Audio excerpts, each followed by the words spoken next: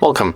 Today I am with Xiaomi Mi 9 SE and I will show you how fingerprint sensor built into this display works in this smartphone. So I link this finger and the sensor you can find in the display. Let's make a few tries and let's see how it works.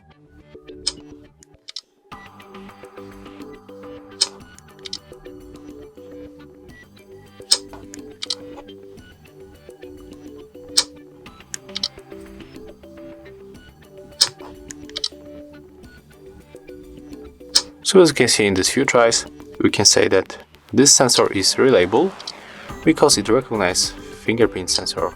I mean the fingerprint every time, and it's pretty fast. I use faster sensors, but this one is not that bad.